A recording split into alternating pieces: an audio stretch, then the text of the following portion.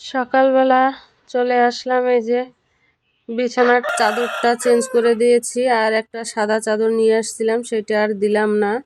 একটা সাদা বেডশিট নিয়ে আসছিলাম, সেটা দিলাম না, কারণ বাইরা তো নোংরা হয়ে যাবে, যার জন্য ওইটা রেখে এসে আবার এই চাদরটা বিছিয়ে দিয়েছি। আর এই চাদরটা না দেখো অনেকটা বড়। তারপরে নিয়ে আসছি চা মুড়ি খেয়ে তারপরে যাব স্নান করতে।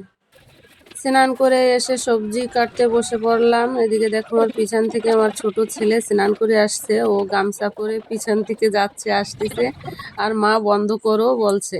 আর বেগুন কেটে নিয়েছি, বেগুনগুলি এরকম করে ভাজা করব, আর একটু কর্নফ্লাওয়ার দিয়ে তারপরে ভাজাটা করব।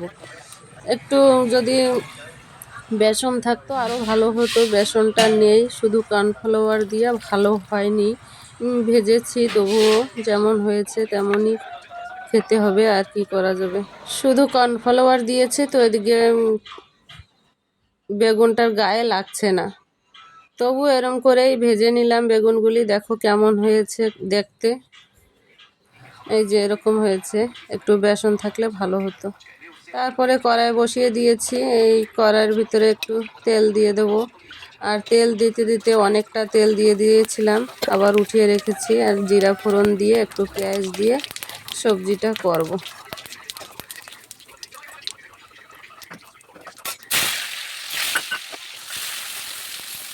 সবজিও রান্না হয়ে গেছে, এই যে সবজি দেখো, আর এখানে সেই বেগুন ভাজাটা, আর রাতের একটু সবজি ছিল, সেই সবজিটা এখানে গরম দিয়ে দিয়েছি।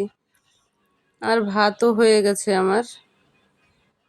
এখানে সবজি কাটছি, সবজিটা ফালানো হয়নি, কেমন দেখাচ্ছে না, টিপ নাই কপালে, টিপটা দিয়ে নি।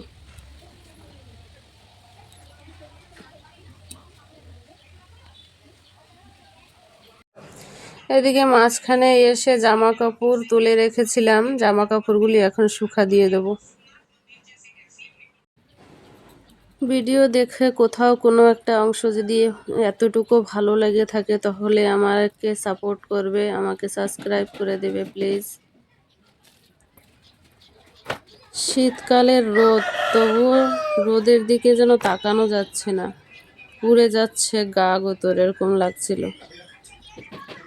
জামা কাপড়গুলি সকালেই ধুয়ে রান্না করছিলাম, তখন উঠিয়ে রাখছিলাম, জল ঝরে গেছে এখন, তাই দিয়ে দিচ্ছি।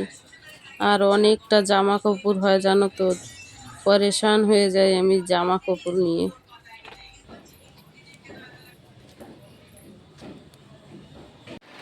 বিকালবেলা এখন নিয়ে আসলো এই যে বেলপুরি।